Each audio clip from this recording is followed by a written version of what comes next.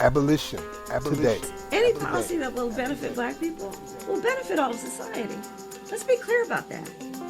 Let's really be clear about that. So I'm not going to sit here and say I'm going to do something that's only going to benefit black people. And concluded, which was the general consensus at the time among a lot of white people in the South, this is again in the 1890s, that black people were genetically inferior. And in 1896, he published a book called Race, Tendencies, and Traits of the American Negro, in which he lays out all the numbers, and then he concludes that if we simply avoided allowing black people to have any access to health care, that within 2 or 3 generations, the whole race would die out, and that would solve the race problem in America. Now, it sounds kind of crazy when I just lay it out like that right now, but this led to a whole bunch of things. By the 1920s, this was referred to as scientific racism. He was testifying about it before Congress. When Teddy Roosevelt, 1912, proposed a national health care system, people said no because black people will get it. When Franklin Roosevelt proposed a national health care system, it was the same thing. We don't want black people to get it. When Truman tried it in 47, same thing. Don't want black people to get it. Right up until 1965, Senator Stennis, the Dixiecrats in the South, was quoting Hoffman, who was by then dead, but is still very famous in this field, as saying this, we have to figure out a way to keep black people from using Medicare. This is when they were passing Medicare. And the way that they came up with was to have a 20% hole, a gap in Medicare, so that you had to pay 20% of your doctor's bill and your hospital bill, and that would discourage poor black people from showing up at the hospitals.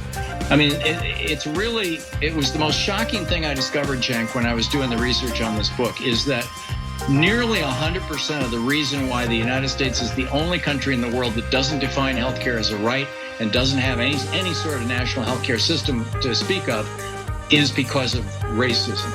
So I'm not going to sit here and say I'm going to do something that's only going to benefit black people. A Republican, actually a bunch of them, about 14 total, they hate black folks so much that they are willing to sponsor a bill that if a state, a county, or even a municipality, if they give a penny of money to black people in the guise or under the guise of reparations, it should eliminate all federal funding from ever coming to that entire state forever. I mean, that's some hate.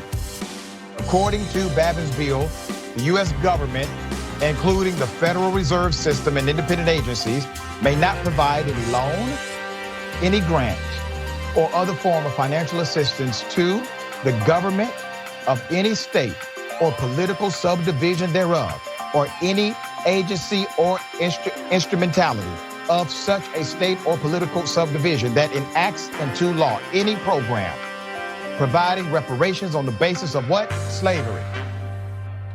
Slavery. Or race, or ethnicity, national origin, or historical practices related thereto. Related to what? Slavery. That's it.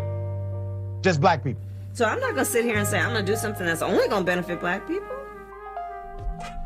Nixon administration official has admitted that the war on drugs is all about throwing black people in jail. He said, quote, "The Nixon campaign in 1968 and the Nixon White House after that had two enemies, the anti-war left and black people." You understand what I'm saying? We knew we couldn't make it illegal to be either against the war or black.